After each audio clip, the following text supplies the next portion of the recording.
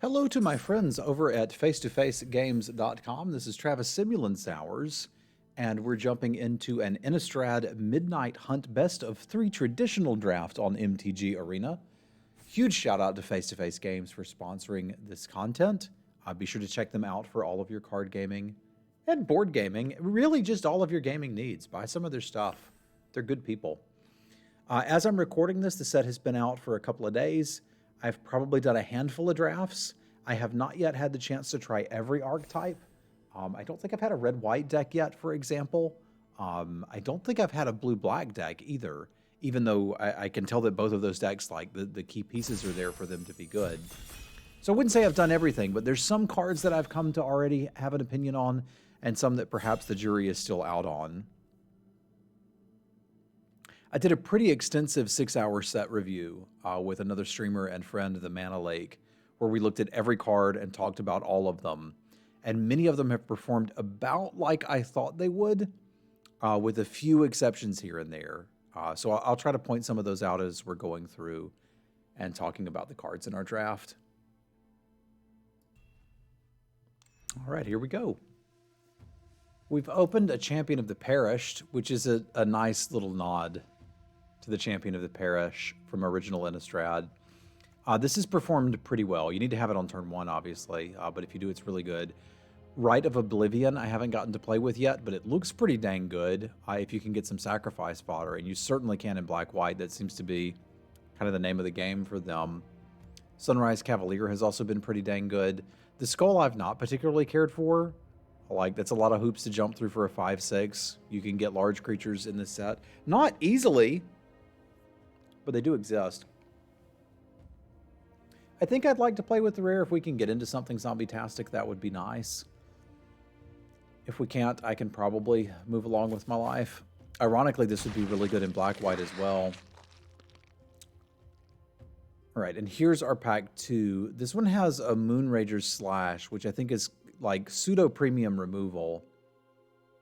It also has a duel for dominance and a Sun Gold Barrage, which I think is not premium removal, but is getting there. I've really liked the Duelcraft Trainer. That can close the game out. The Stromkirk Blood Thief has been really good too. But I tell you, I like interaction. I got to take the Slash and see where we go.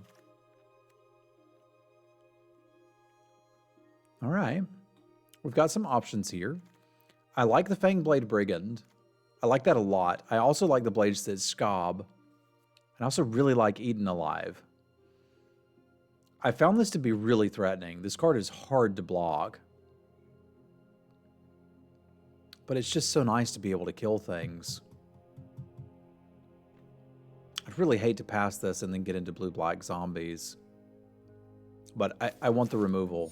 I've played enough games of this that I'm sick of getting blown out by my opponents having a great creature and I can't kill it. I don't want to deal with that. I want to be able to kill stuff. So I'm prioritizing interaction incredibly highly. That said, this pack leaves a bit to be desired on that front. There's a haunting, hobbling zombie if we really want to push this Champion of the Perished angle. And I think I'm interested in that, but probably not over the Gale Drifter. This card has also performed better than I thought it would. Specifically in blue-green, it's pretty easy to have a creature laying around. But I think I'm going to take this and see where it takes me. We could easily be blue-red from here. But I think we'll probably be doing something Grixis adjacent. Sort of hard to say for sure. But that is one thing that I've certainly noticed, is that there are some very... You can play a deck, I've already learned this much. You can play a deck without any rares and be competitive, and I like that. I have also learned there are some bombs in this format that are absurd, and you should be ready to deal with them. If your deck cannot handle them, you're in a lot of trouble. So having like at least one copy of something like Eaten Alive is incredibly valuable. Now there's an Organ Hoarder. There's also an Evolving Wilds and an Ardent Elementalist. So we kind of need to decide, might we be getting into spells things? Might we be getting into zombie things? I don't quite know yet. Very safe Evolving Wilds, but I think I want the Organ Hoarder. Okay. So this one has a Candle Trap, which I do think is decent removal. It's more of like, we've got to take care of this thing, but I'm wondering if Gale Drifter, Organ Hoarder, and now maybe this Angler is just like, dude, get into blue. You've got some solid blue value dudes, and then just play wherever else the removal comes from. And I think I'm kind of on board with that right now. So let me get this straight. Literally the entire table, okay, not quite the entire table, but a lot of the table looked at this Devoted Graft Keeper and was like, nah, dog, I'm good. Okay, we may be flushing all of this. Because I'm not saying this is first pickable. I'm not even saying it's crazy to see at third pick. But I'm saying seventh? Something up, y'all.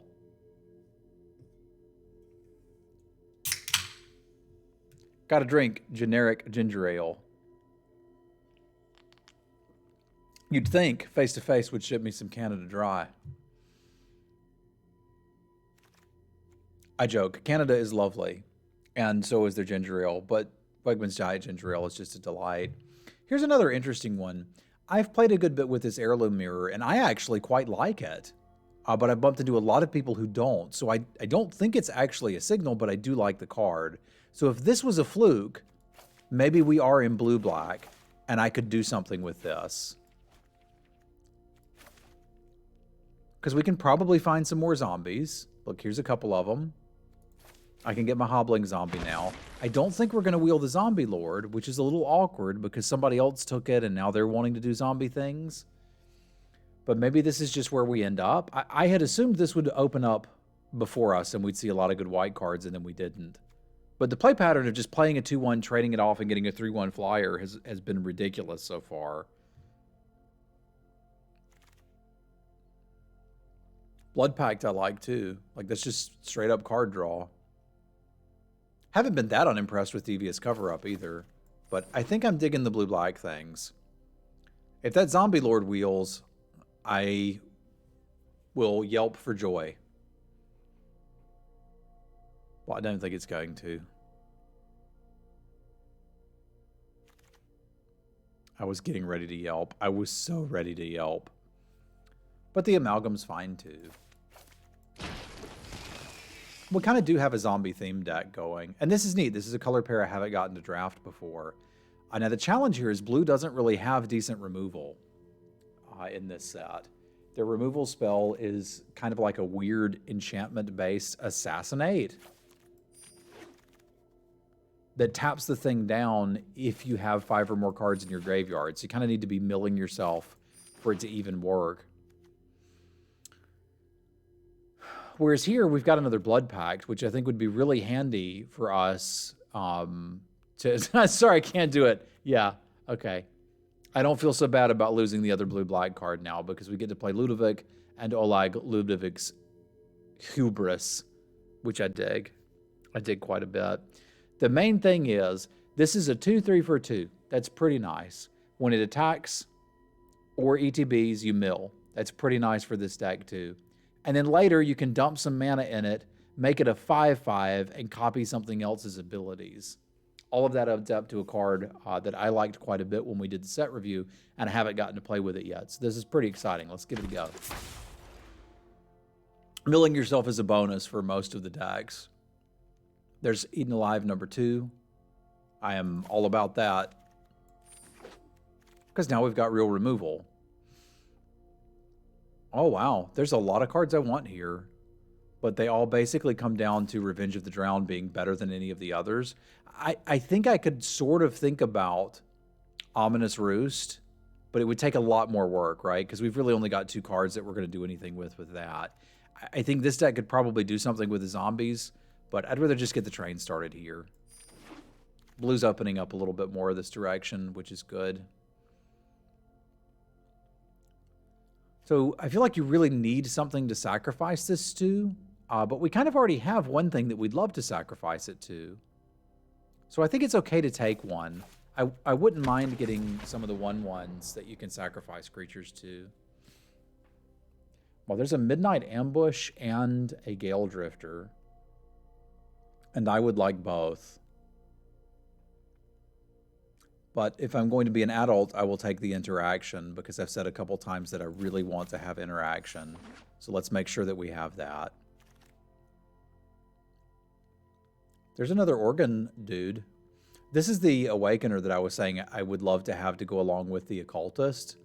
But I think I'd rather just keep the zombie train going. I really want to go back in time and take that zombie lord.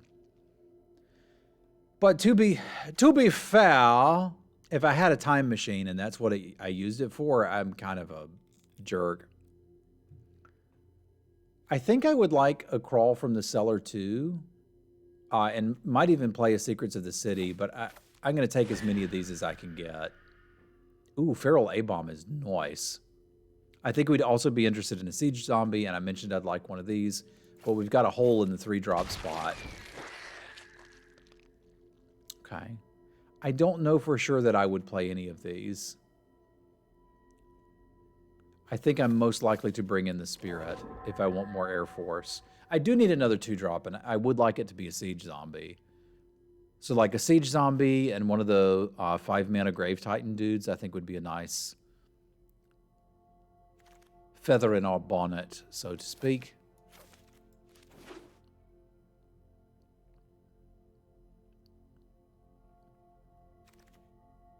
Drafting at the beginning of a format is always a fun time. I don't think I want that. Might though. Because like nobody values the cards quite perfectly, including myself. Like nobody knows a couple days into a draft format what's actually good and what ain't yet.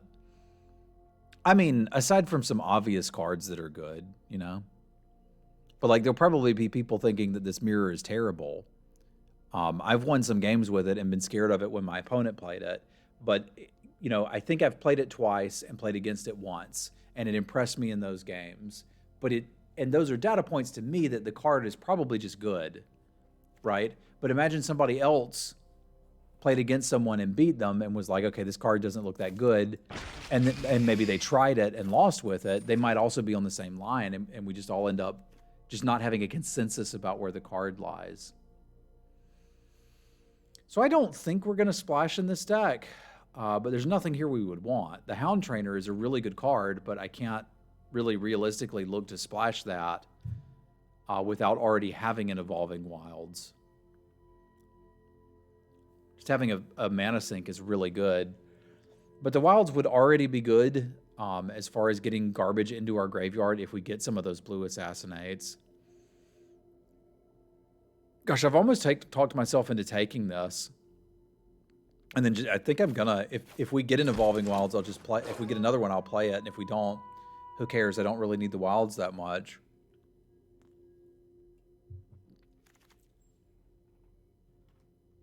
I doubt I'm gonna see something better than that to splash. I suppose I could, but.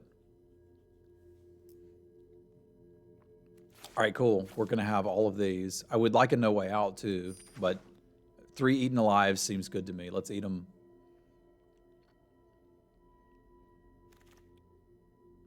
Dreadhound and an Opportunist. Oh, and a Defenestrate.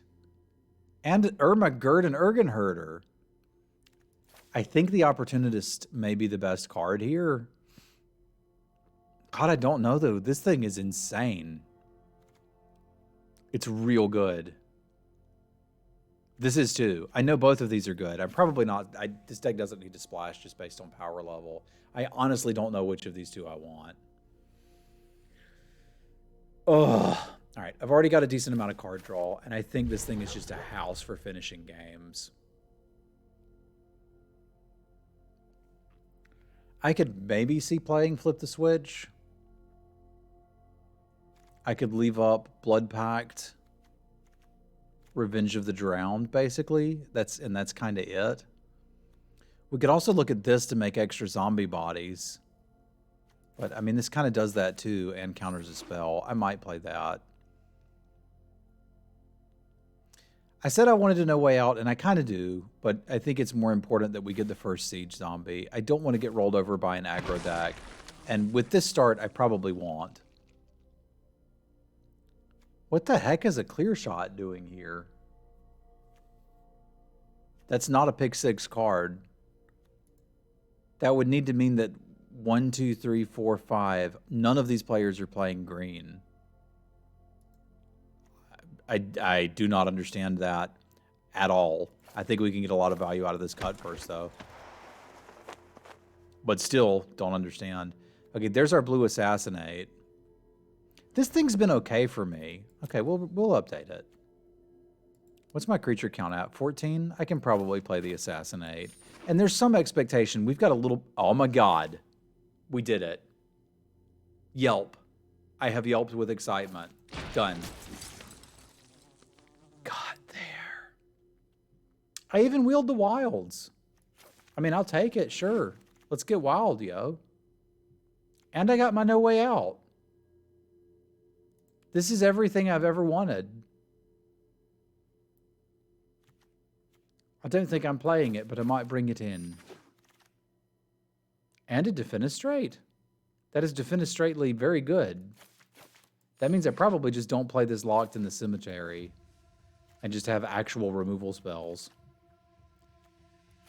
Which seems great to me. I'm never bringing that in. I might bring in a jack-o'-lantern if we really need to hack somebody's graveyard.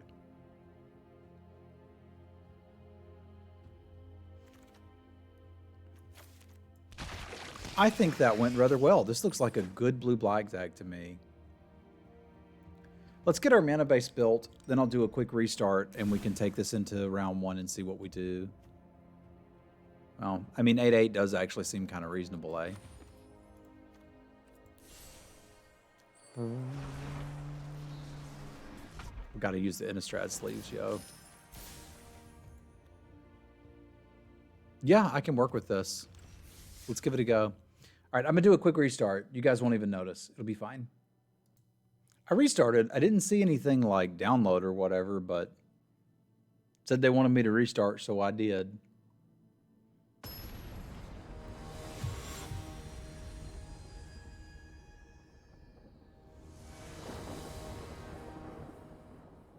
I would like to play first. Well, I suppose we're either going to draw some early game or another land and play the Organ Hoarder, which kind of seems like a weird thing to start with, but that might be our turn 1 play. Turn 1, our first play.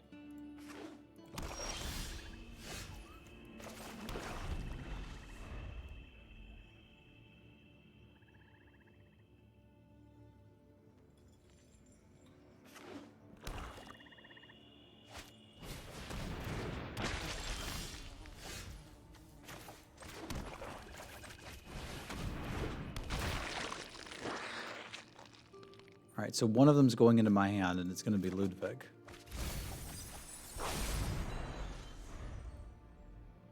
Somewhat obviously.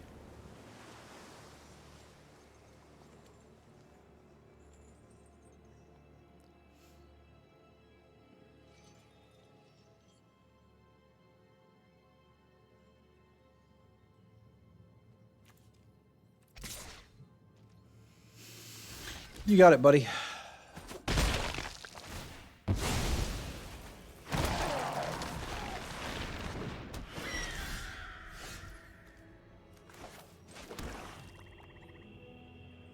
Really would like to be able to double spell, but I'm not currently able to do that.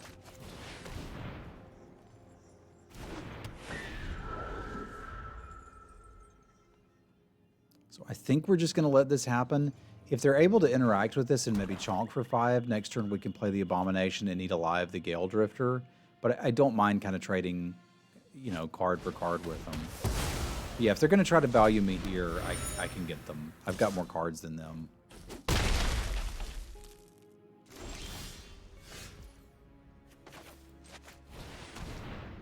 I do need them not to counter this.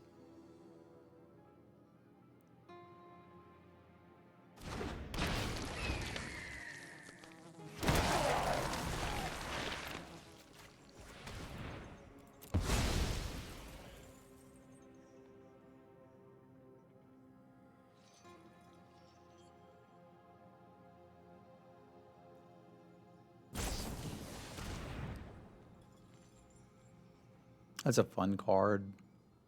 And I think an actual good one.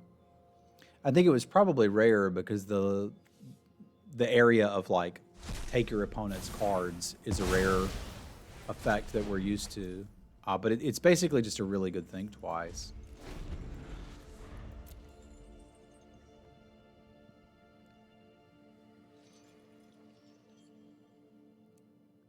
So where does it show the card that they took?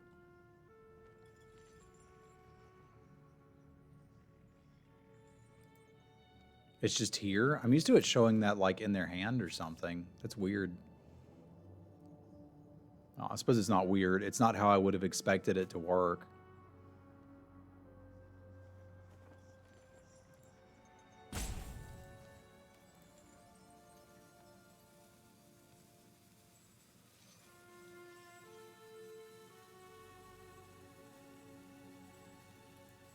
Who's a good little Poe? You're a good little Poe. Yes, you are.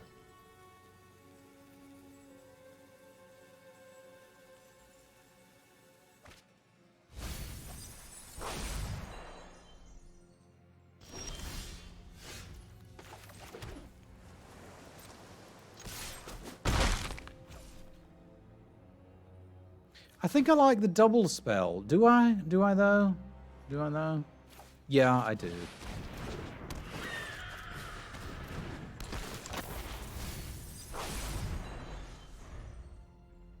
Because if they've got a removal spell here, then the Dreadhound will just clean them up.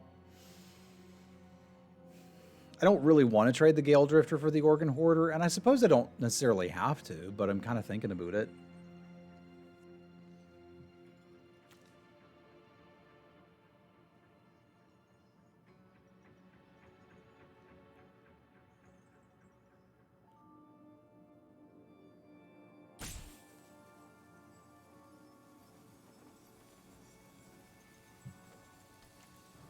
So we could conceivably give it flying under the right circumstances. Death Touch seems pretty easy to get for it. But I was thinking, yeah, if they've got a removal spell, I think this lines up better for us to slam the Dreadhound in a future turn. Yeah, I think we take this. I think we take this. I don't have to love it.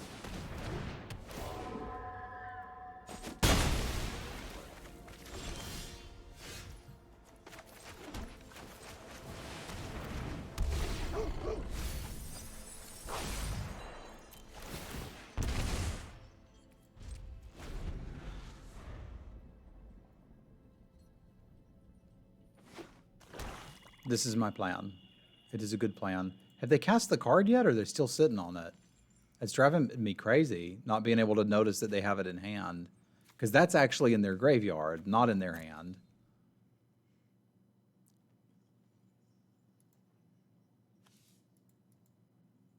I got this too.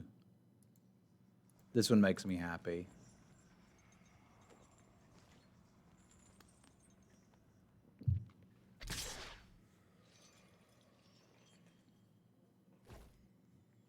How much nibbling are you looking to do?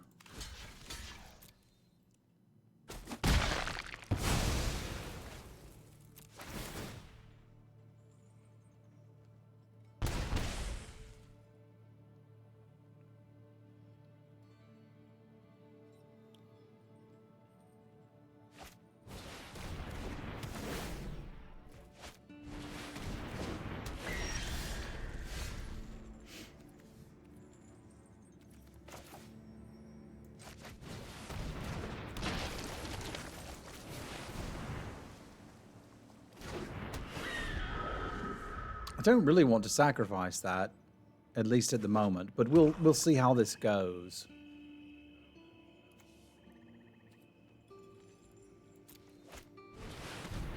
Oh god, that thing's absurd. That thing's real good. It's mighty nice.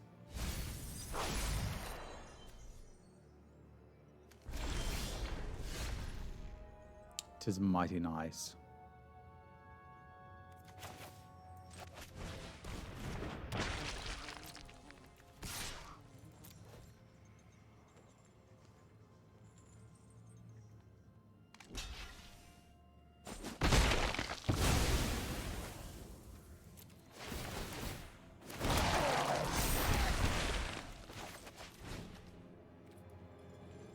I guess I just pay for it, eh?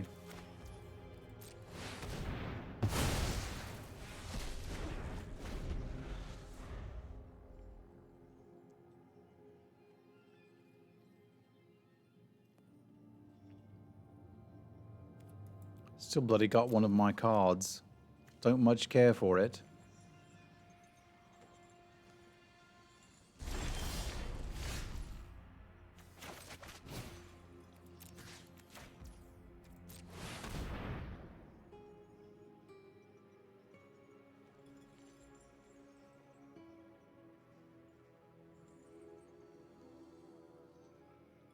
Nom nom nom nom nom nom nom nom nom.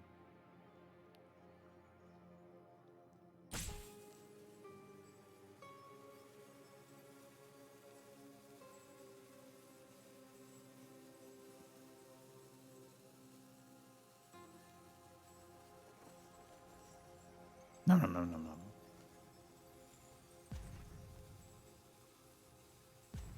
Nom nom.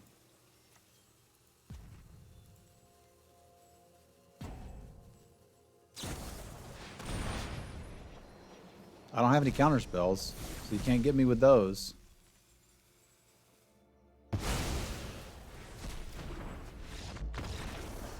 They had enough, eh? I like it. I like it a lot. Very well.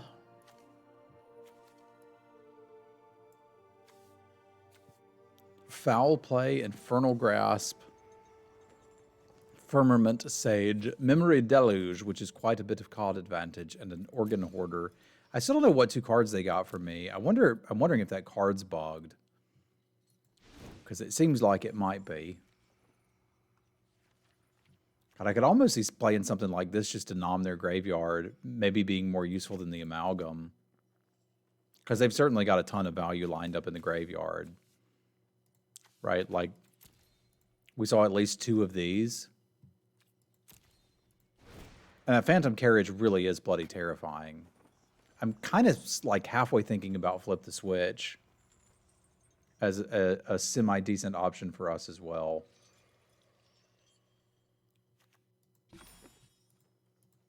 Because I'm thinking it might be better for us than the -2/-2. I mean, that's still good, but like 1-for-1ing against this opponent doesn't seem great. I kind of want to bring that in and this, and then make 2 more cuts. Like, this Occultist is just not looking great. And the Mirror actually needs to go, which kind of sucks, but the reason being, there's a common bounce. There's a common bounce. There's 2 common bounce spells if you think about it. There's the Griptide variant and the Unsummon variant. And in addition, there's an uncommon Unsummon. There's just too many ways for me to bounce that after I go through 4 turns of trying to get it to do the thing. And then they're like Revenge of the Drowned, and you're so far behind. Like, I'm not dealing with that.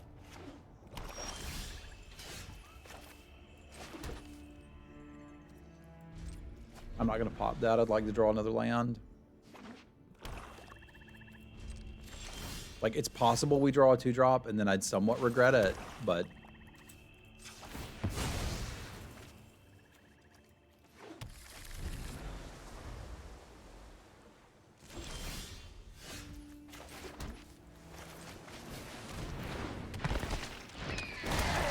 Go get him, buddy.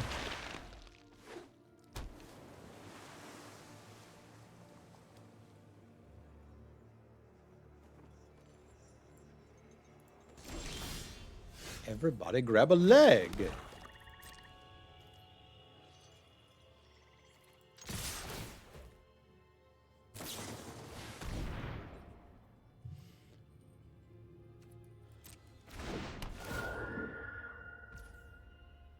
How do I feel about this? Pretty okay. You got me.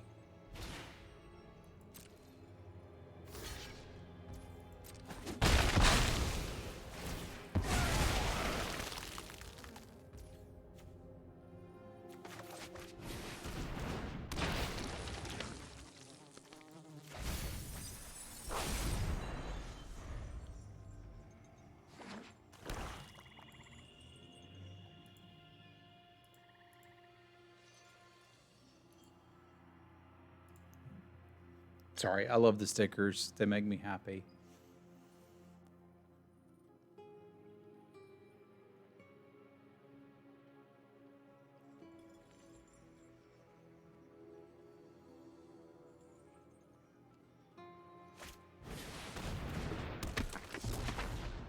Okay.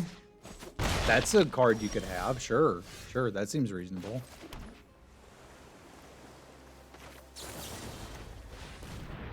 You want to draw it again?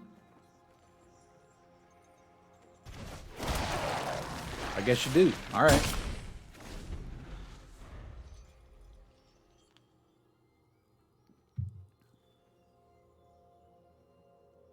I was hoping maybe they needed a land drop bad enough they didn't want to draw it again.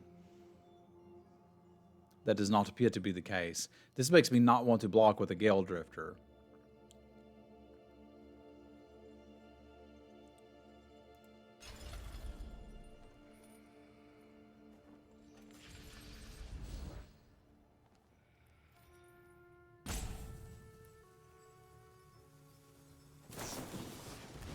Consider this.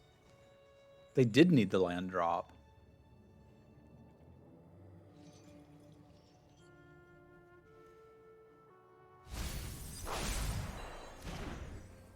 And they missed it? No, never punished.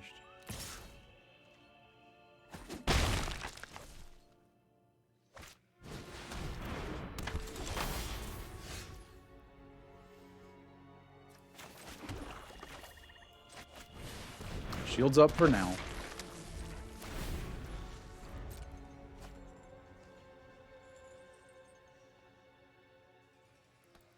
Is a good card. So if they kill any of my stuff, it gets exiled instead of dying, and then they get to play it basically for a turn for free. So if they start firing off removal spells here, it's really not good for us. But I told you guys, there's rares that you just have to kill right now, and currently we cannot kill it, so we're losing the game. Now I top deck one of the 3 removal spells, we're right back in it. But as it stands, this is just going to kill us.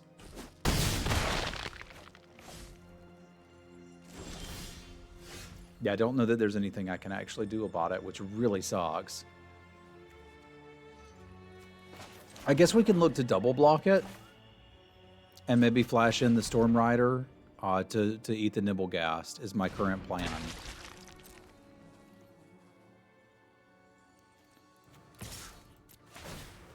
That still really leaves us taking too much damage, but it's all I got.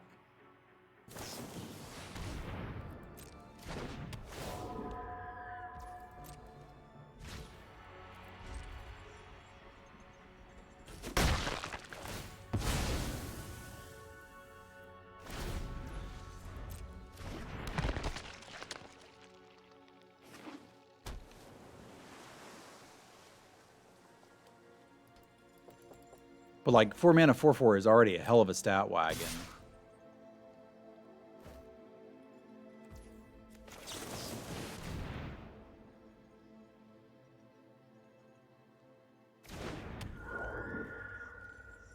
I think this thing was in Dark Ascension.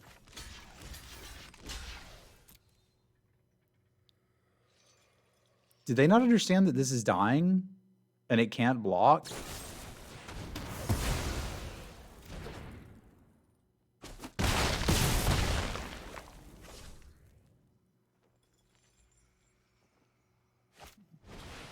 I don't know. Maybe it had. Oh, it has decayed. It just sits there. Okay, it's not dying. I thought it died at end of turn. It doesn't. It just has decayed. All right. Well, I mentioned this in the draft portion that there's some rares that if you can't kill, you just lose, and that's one of them. If you get a little bit behind. So we've got removal spells in the deck. We have to have them for that, or we just can't play anymore. So it's basically they draw that. Do we get our Eaten Alive? And Locked in a Cemetery won't work on it. We got to kill it. With the amount of removal they have, I don't think locking it in a cemetery would be enough. I've probably angered the gods by not mixing up my lands, so we'll fix that.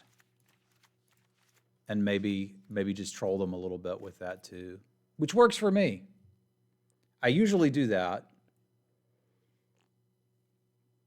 but I didn't because we had the fancy new ones, and I'm like, you know, maybe I don't need to. Maybe these fancy new lands will carry me to victory. But then they didn't. Okay. Possibly not dying to the 4/4.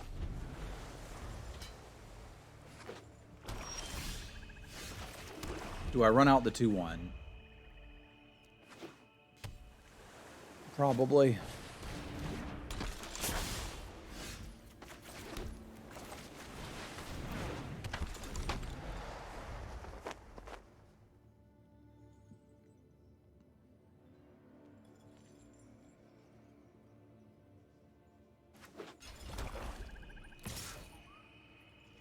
You didn't put that in your deck to trade with this crap. Go ahead. You put it in there to get me with your Nibblegasts. Very well.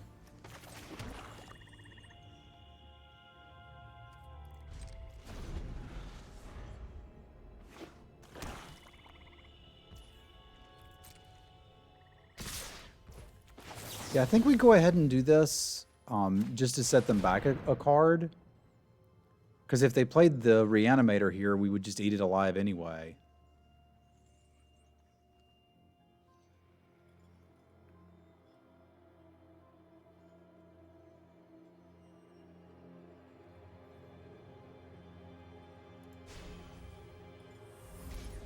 Nibblegast Intruder's been real good too.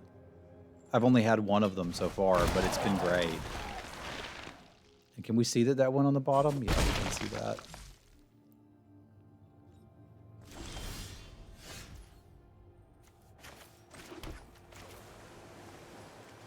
Do I want that?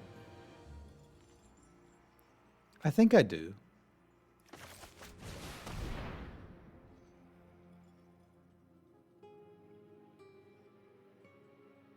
I'm not required to block with it.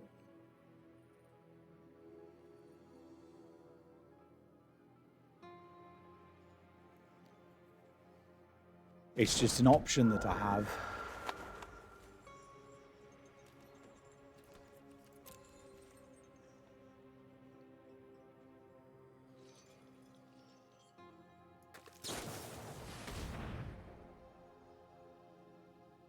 Well, that makes me sad.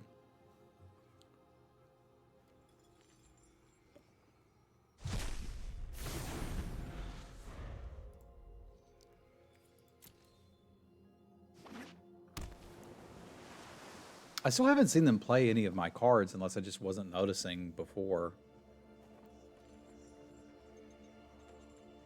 I really want to save the one Eaten Alive for the Glissa, obviously, and the second one probably needs to be for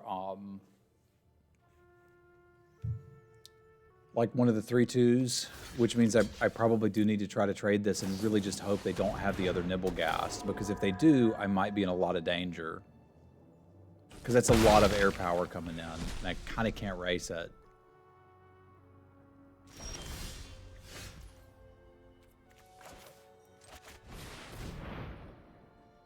At least here we can gobble their Think twice. Which is why we brought it in.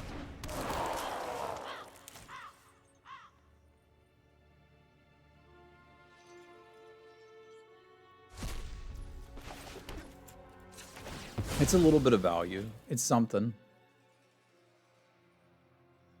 But I would say things are currently looking grim for our hero, if I am your hero. If our opponent is actually your hero, things are looking great.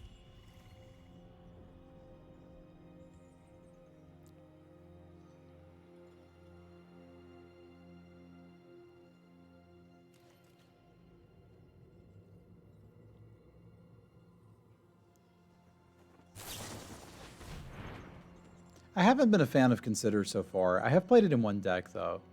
It was a very spells-centric deck and just wanted to get spells in the graveyard. And I suppose it is pretty good at doing that.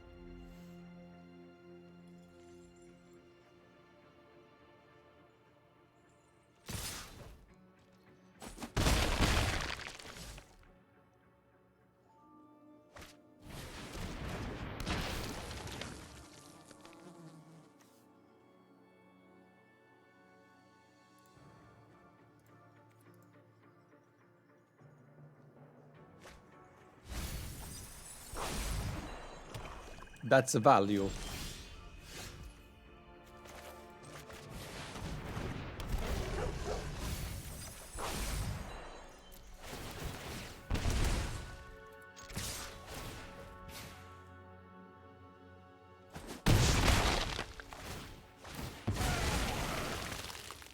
That's probably our best shot at getting them, is that they don't just slam a removal spell on the Dreadhound.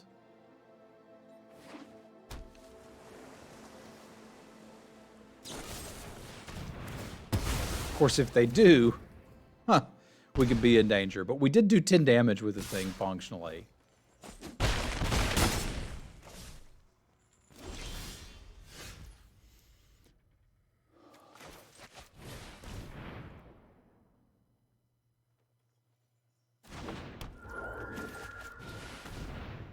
I'm going to try to catch us up via some blocks here. Because I don't think I can really attack here.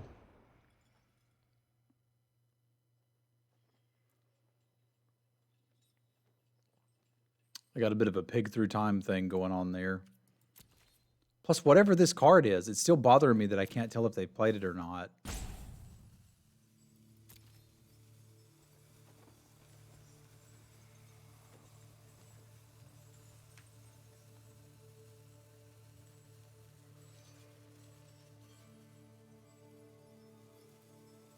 We still know this little fellow's down there at the bottom.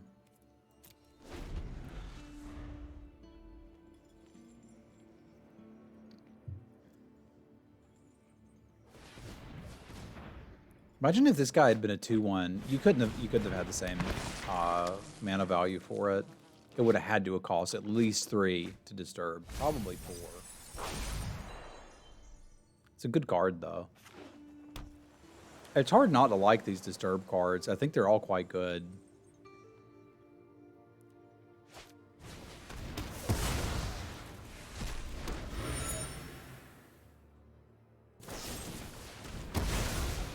Dude. Hang on, Meow.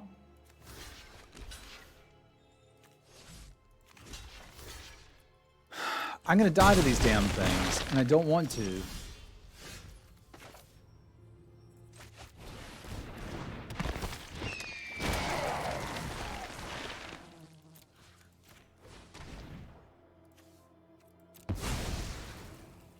I think we're as good as dead here. Which sucks. Like, the first game, I feel like we kind of rolled them over. The second game, they had the turn 3 or turn 4 and turn 5 Glissa, and there's just that was that. That's when I felt like we were just a little bit behind.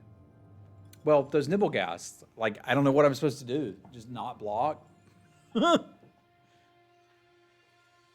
I mean, I understand why the Nibblegast isn't uncommon, because what has happened to us this game would be miserable if it happened over and over.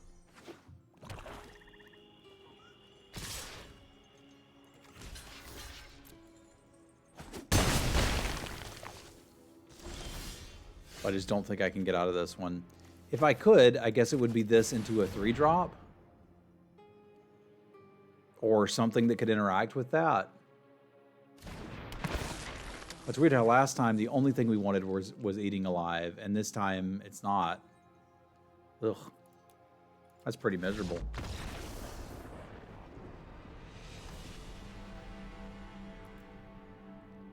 I felt like we had that one and it just slipped like sands through the hourglass and was gone. All right, let's see if we can at least get a 2/1 and rally there.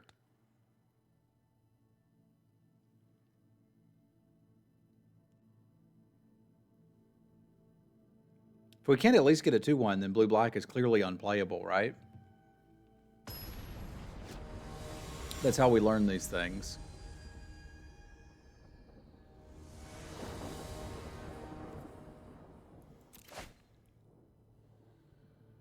All right, I can work with that.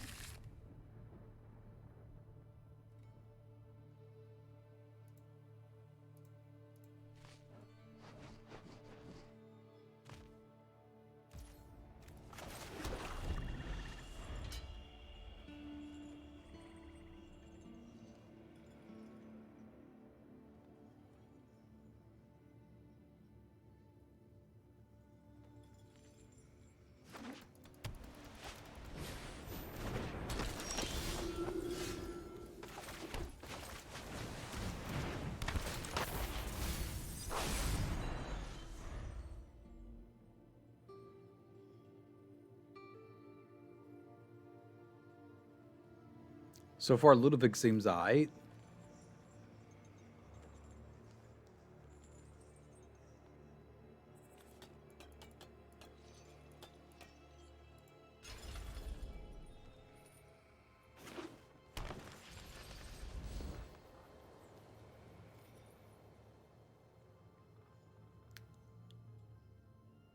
They seem to have a lot to consider over there, which is fine.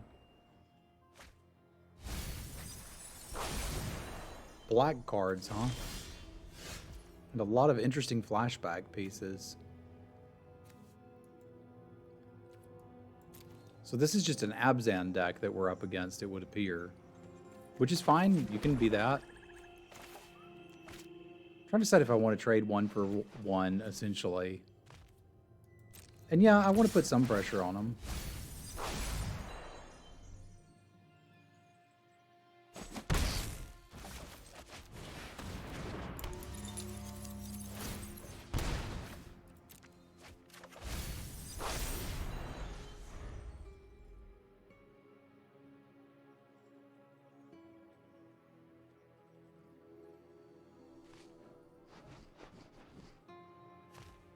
So I got a Bigfoot, more tapping at the window, and a Bat Whisperer. So next turn we will not be attacking because we'd like to be able to potentially block the Bat Whisperer. Or at least block so that the Bat Whisperer is not turned on. The last thing you want is a turned on Bat Whisperer. It's not pretty.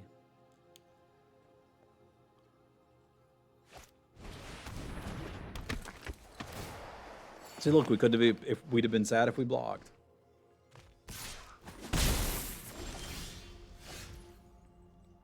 I don't really want to deal with that thing either.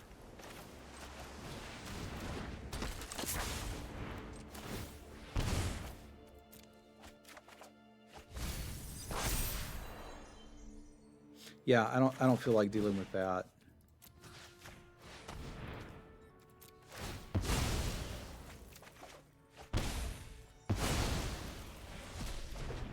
Like that comes back as a Death Toucher. I don't need to deal with that.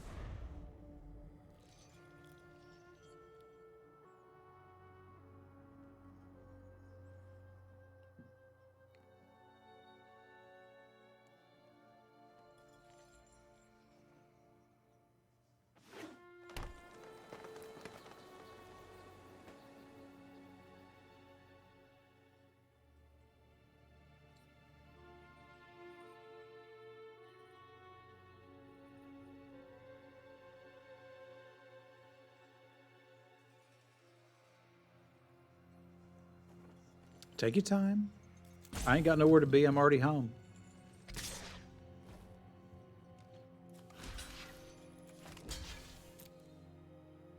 I'll have to get the combat trick somewhere, so this is fine.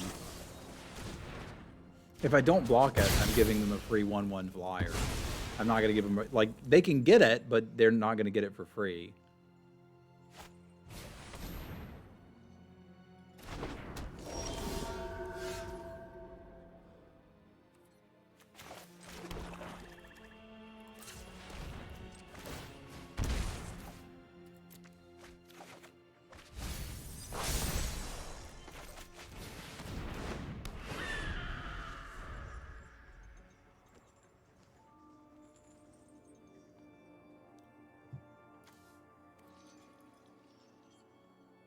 We did mill some good stuff there, unfortunately, but I'm not unhappy with how this went.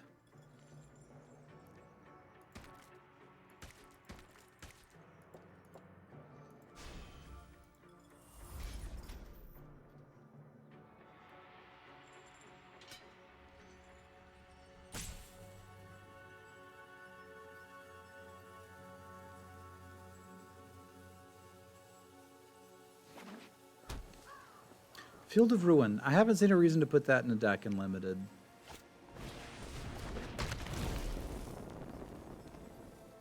I have sided in Jack-o'-lantern before, though.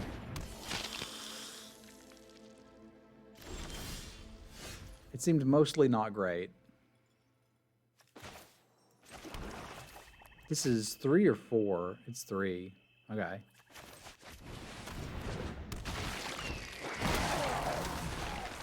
We got plenty of food for that.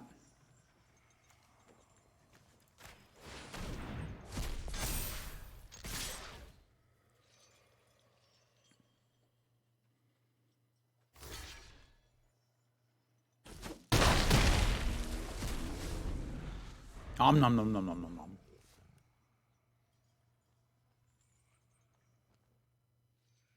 Falcon Abomination has impressed me as well. I rather like that card.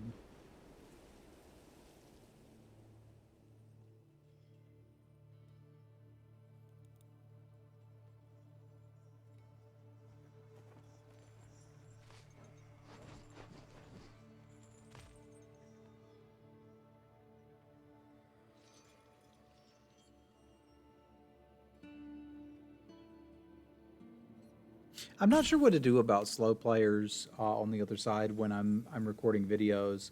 When I'm streaming, I mean, I'll just talk to chat or whatever, and it's fine. I guess it's an opportunity for me to be able to slow down because I may have mentioned, I don't know if I did or not, I have not had like huge success in this format. I'm getting mostly 2-1s, which is usually how things start out for me in any given format. And the reason why is because I have a tendency to play a bit too quickly and think I know what the cards do when they don't quite do what I think they do. So maybe it's just an opportunity for me to be like, let's play a little slower, be a little happier, and move along with our life. They should really, I think, be taking creatures, but you do what you gotta do, bud.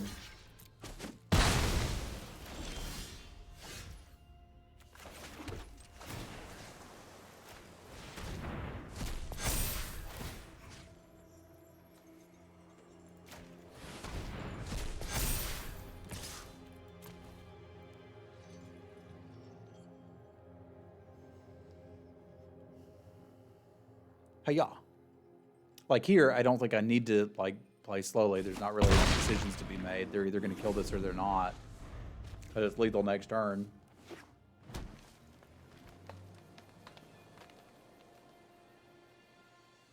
And if they kill it, we need to draw like a champion to keep playing.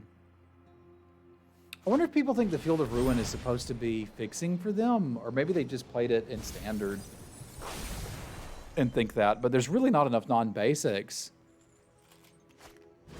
from your opponent's side to hit, right? Like the main one you could get would be an Evolving Wilds, and I don't know when you think you're going to get a window to hit an Evolving Wilds. Dude. No.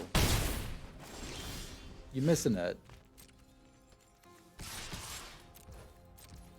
I mean, I guess you kind of were anyway, but I got you dead, yo. You gotta be prepared for that.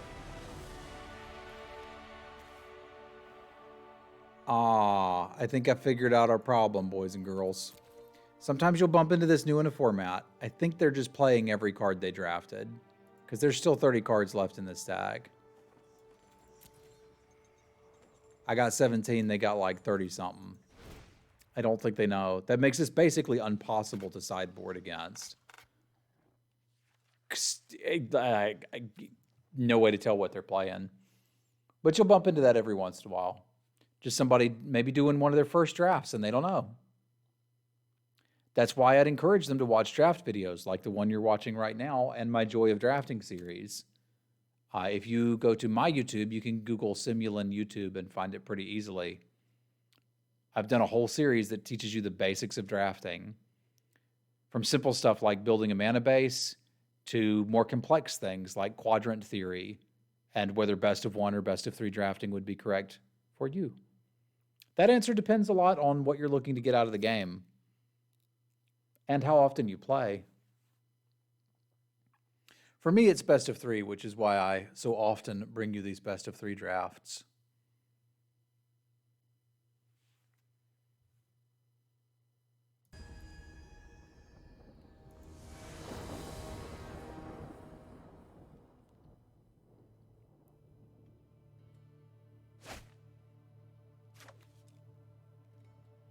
That'll work.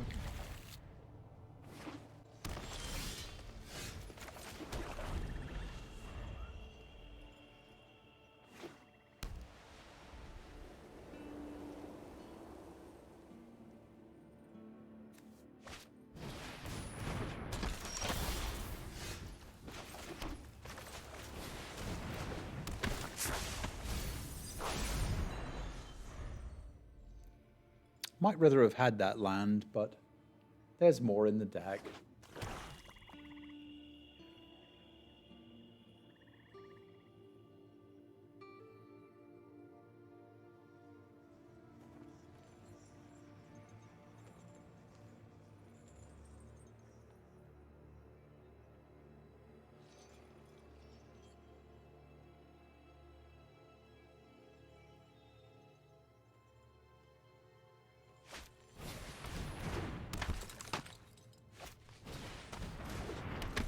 That's a lot of stuff. That is a large board you have there, my friend.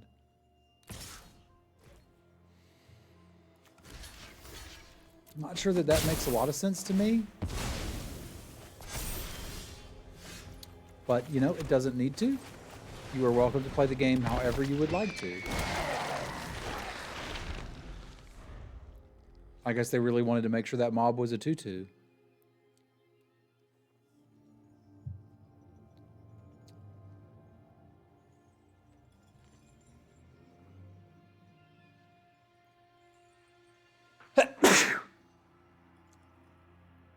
Pardon me.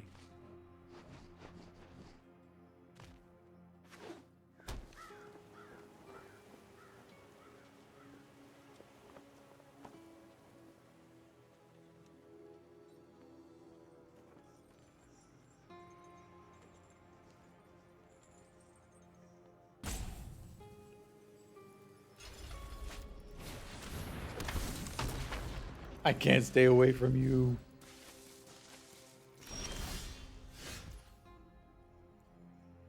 Now, missing that land drop makes me kind of sad. Not a huge fan of that one. But realistically, it's okay for us just to attack here and pass. I should still be able to eat something alive next turn if I want to.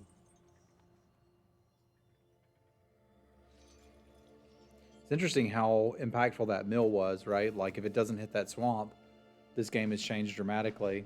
I had somebody on stream today arguing with me that the D&D set, Adventures in Forgotten Realms, ratcheted up the RNG level of Magic to the point that they didn't enjoy it anymore. And they said, if I wanted that much RNG in my card game, I'd play Hearthstone. And after a long conversation, I helped them understand that Magic and Hearthstone have about the same amount of RNG. It's just a lot harder to see the RNG in Magic than it is in Hearthstone. Hearthstone has no mana system. You're never going to miss your 4th land drop. So if they want there to be any variance, like there is some built in the order that you draw the cards in, right? But that's obviously not enough, or all of these games would play kind of boringly, if you ask me. So they added in random effects on the cards. Magic's RNG is all built into the mana system. Like, you switch the places of the Gale Drifter and that swamp, and we look like a genius in this hand. Looks great. And we're handily winning this game. But because they were randomly in a different order, you know, here we are.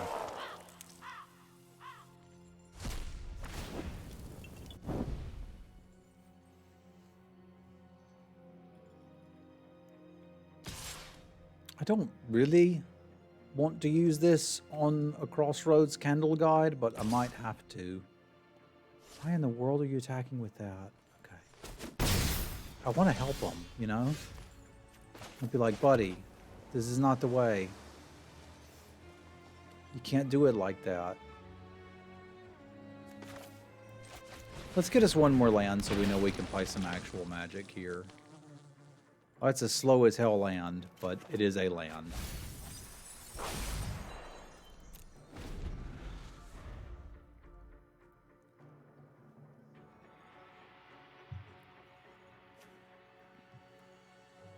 They're almost out of cards and I got a grip full. If we can just stay alive here for a little longer, we ought to eventually be able to deploy this crap and win.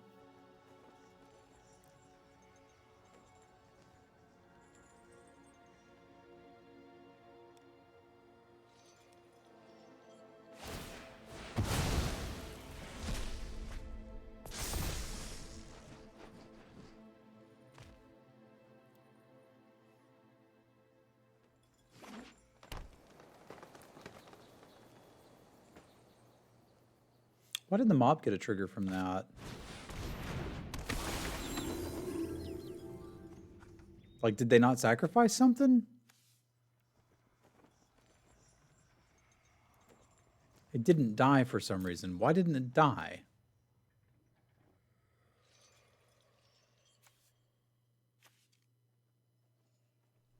Ah, because it can't stay away.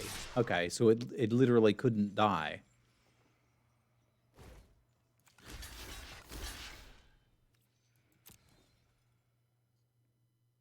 I suspect they're going to have rare bias and kill Ludwig.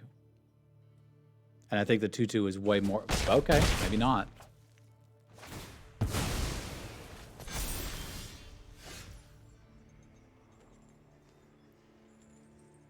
Alright, this means I'm basically good to go on blocks. And we can start slamming stuff next turn.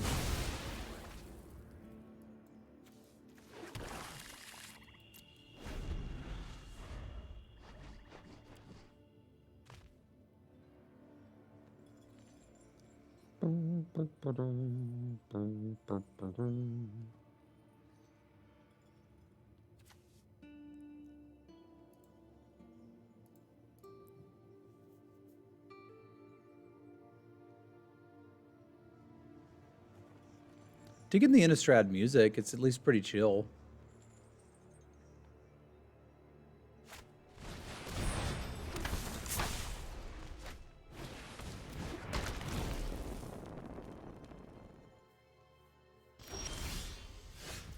Okay.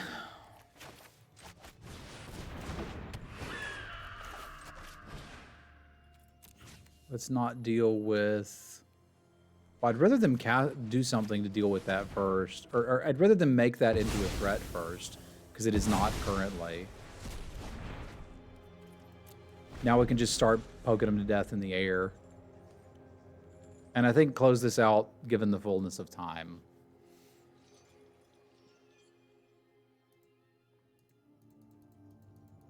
Can't bother their bear at all. It's underwhelming. Usually you can poke your opponent's pets a little bit.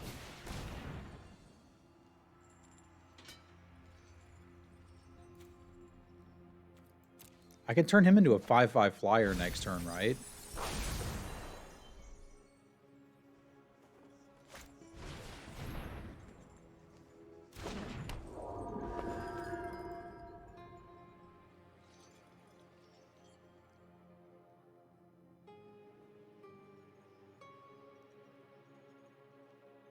I guess I wouldn't do that because I could still be developing my board with other stuff rather than changing something that's already affecting the board into something that's not.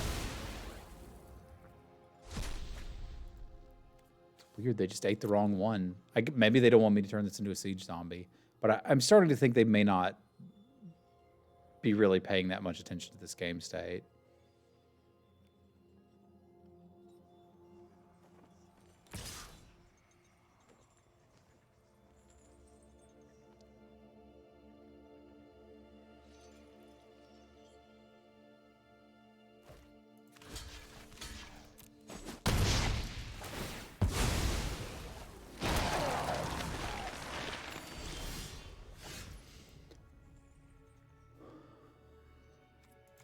I kind of just want to do it, but it's not the right call.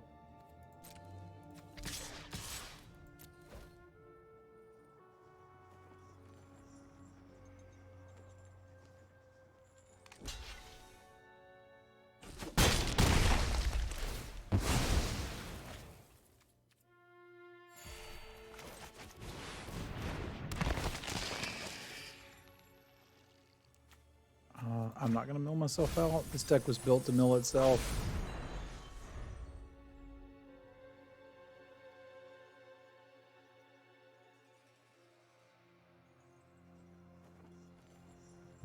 This game does feel like it's been a challenge. I've been playing for 25 minutes, and they've been playing for 10. I guess that's not bad. They're just playing twice as slow as me. I should stop complaining. It's okay to take as much time to play as you want to. You're under no obligation to play quickly. And it honestly wouldn't bother me. I just feel weird that I'm making a video while it's going on, you know?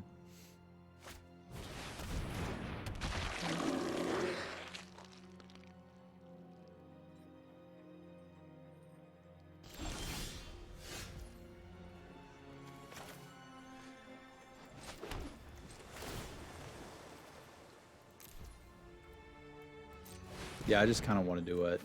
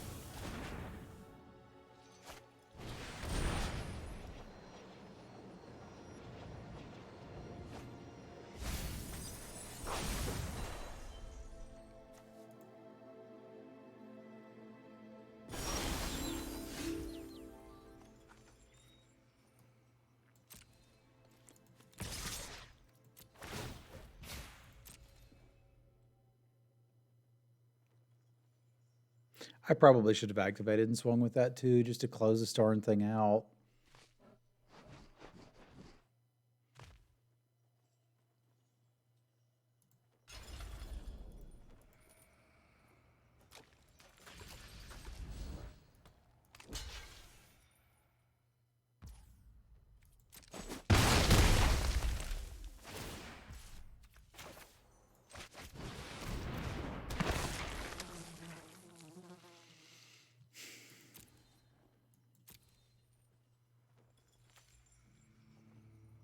Kind of feels weird here because I'm somewhat... Well, I guess I don't discard that. I'll just discard this thing.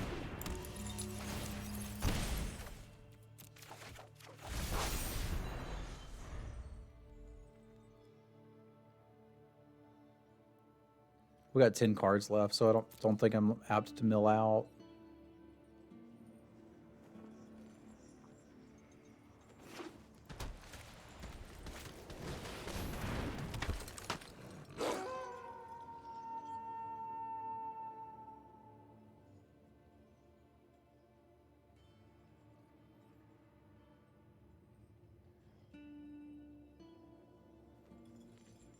Organ Hauler's impressed me. Somebody said today they thought it was the best blue common.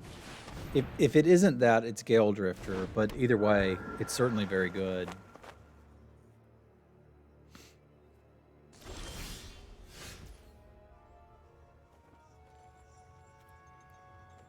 But let's see what we're going to hit off with this first.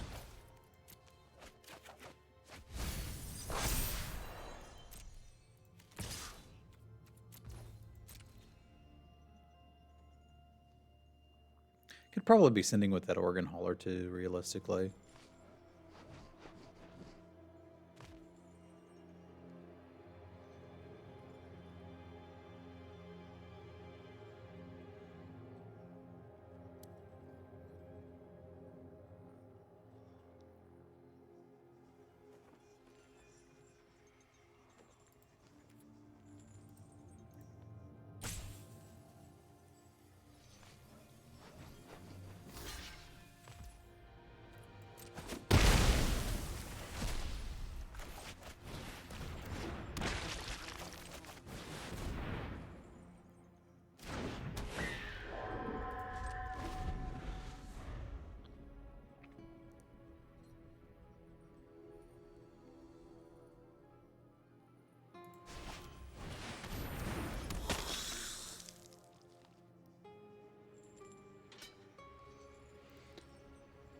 Whew.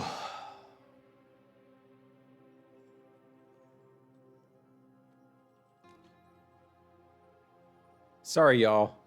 Huh. To both of you still watching, thank you for being here.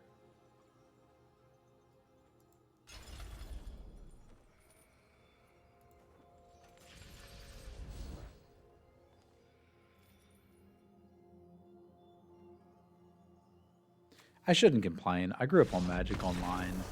Like, I have been slow rolled way slower than that before.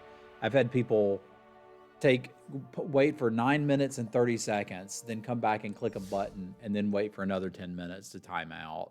Like, there is not enough salt for where I grew up in Moto, yo.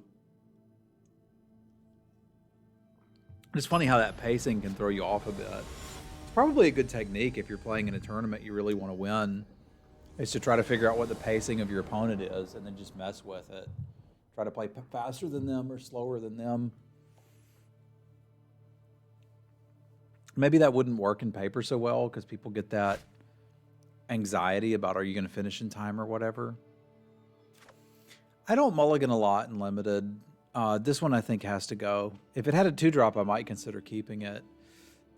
It would be a pretty good 2-drop. And this is why. See, this one I feel like we probably have to keep. It can make up for the mulligan, and it has a way to interact early. So we'll keep it. But it's not great. Mulligan is a chance to draw a worse hand and have one less card. But it's okay. There's a swamp right on top,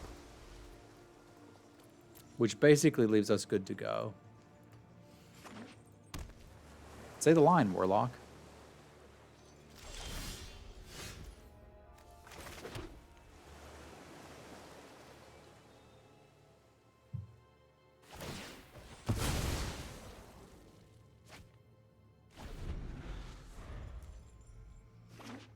Right now I'm wanting a jack-o'-lantern. And yet I have one not.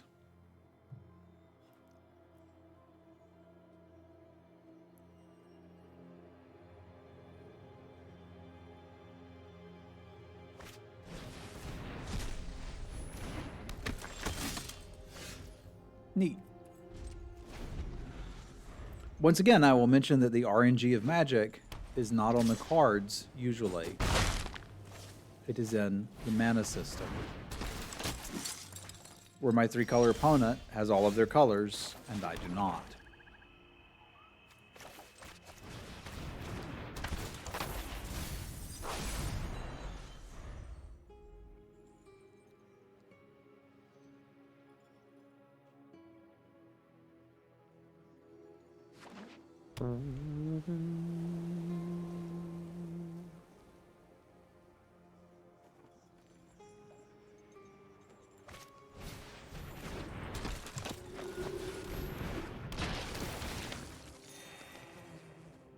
Can we get one more land, perhaps?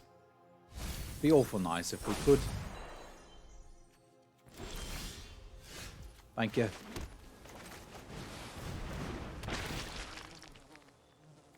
Yes. Now we're cooking with gas. Behold.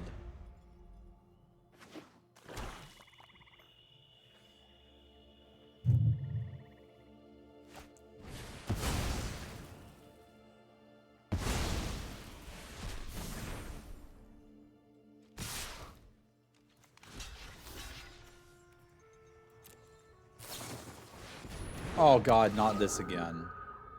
I was ready for anything but those things. Those guys, oh man, I do not like them. I really don't like them.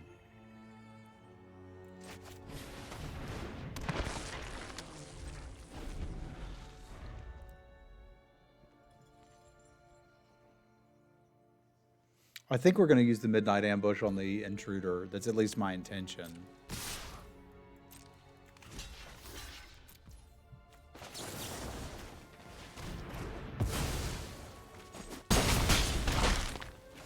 And then hopefully slam this and they won't have, well, they're already sitting on a removal spell for it.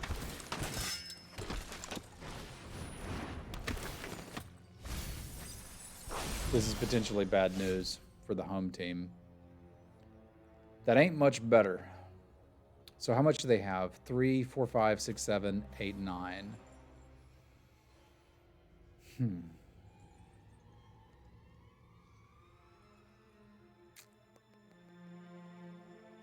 Can't really do anything here. If we want to get the most power off the board, I suppose I could Organ Hauler and then Eaten Alive this. It's just I can basically never get there via blocking, but sure, I guess we'll look.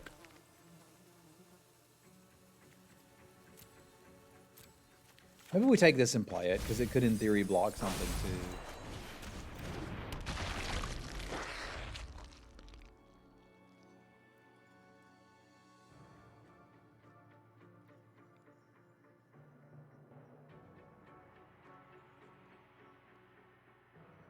I think our deck can do a little better if it doesn't stumble so hard in the beginning.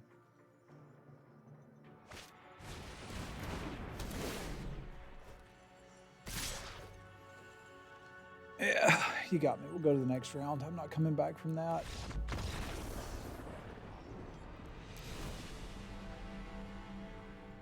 A lot of stuff we'd be happy to exile.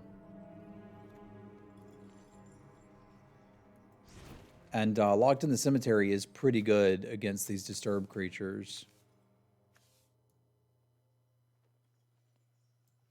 It's also pretty good for their Rite of Oblivion, but...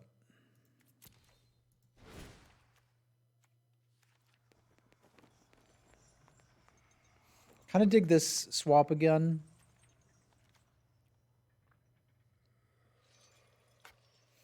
And I think I would like to have the Cemetery. I think I would like that.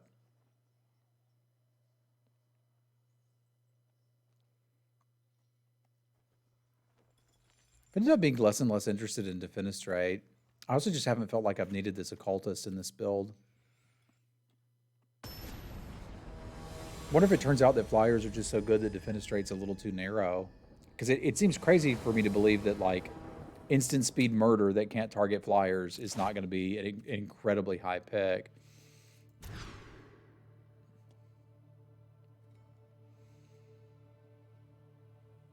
All right, as far as rough starts go, I can at least work with this one.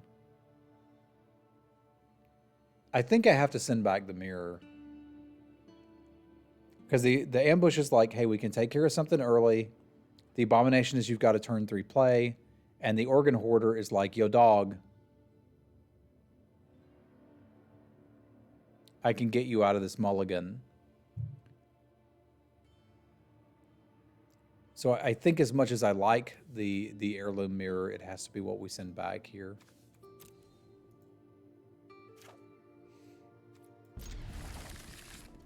We'll shuffle it back in, so it could show back up.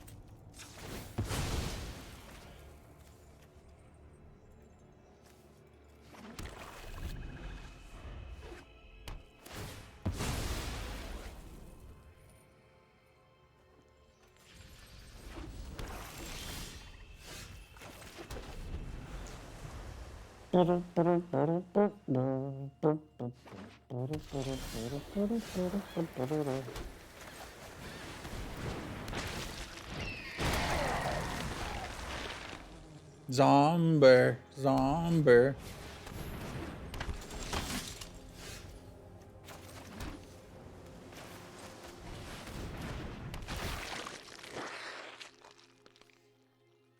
Siege zombie? I could kind of get behind a siege zombie.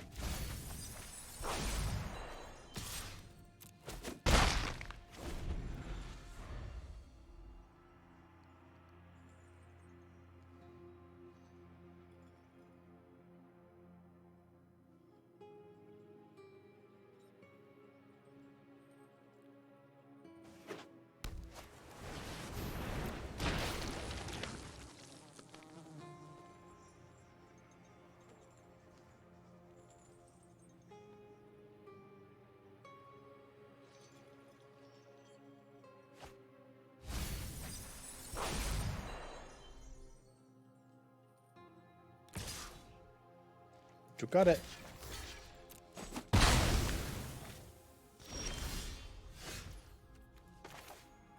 I wanted to play 2 spells this turn, but I can't.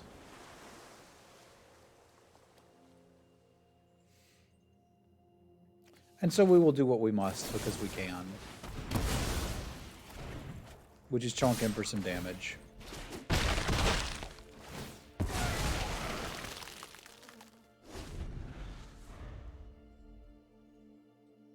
I think it's worth being somewhat aggressive and seeing if they can deal with the flying onslaught I'm going to present to them here in a moment.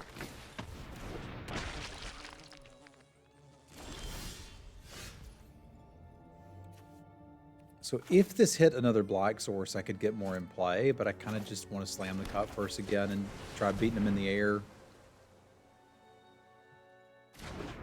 Because the Midnight Hunt, or Midnight Ambush, would take out the 2/1 flyer when they finally play it. And then we've got them on, what?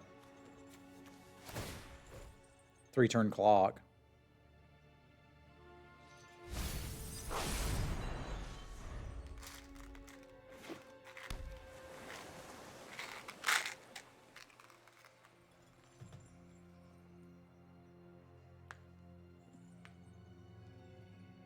Have we ever drawn the Zombie Lord? I don't think we have. We've drawn Ludwig a lot. But we haven't drawn the Zombie Lord hardly at all. This changes my plan a little bit, sadly.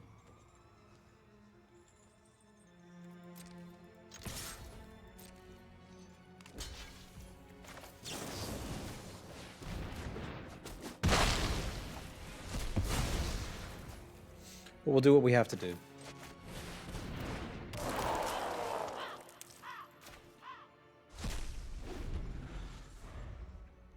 which I think is that.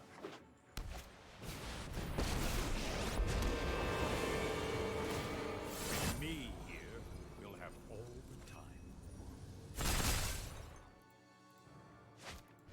Oh, this has just been one of those drafts, y'all. Every day can't be the best day. And it would appear that today is not the best day for me. Okay, there's the guy I said we never drew. This is right on time, buddy. I'm really glad to see you here, Mr. Blade Stitch Scab. Holy carp. That is not fun.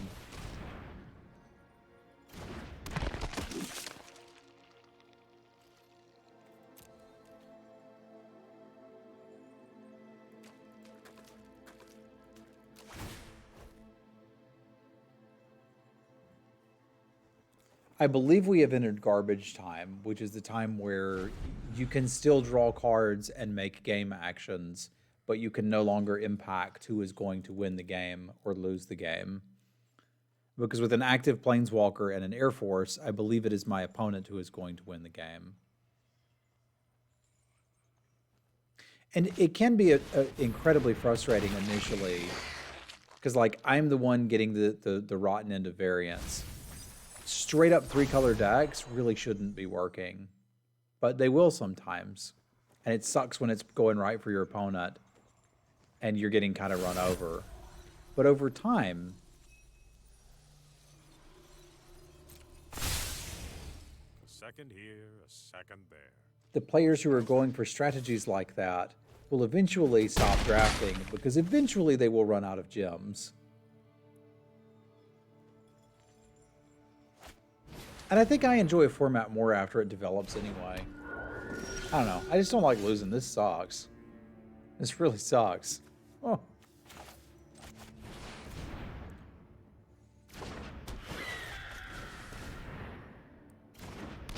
I give it one more turn, but I ain't even sure what we're supposed to draw.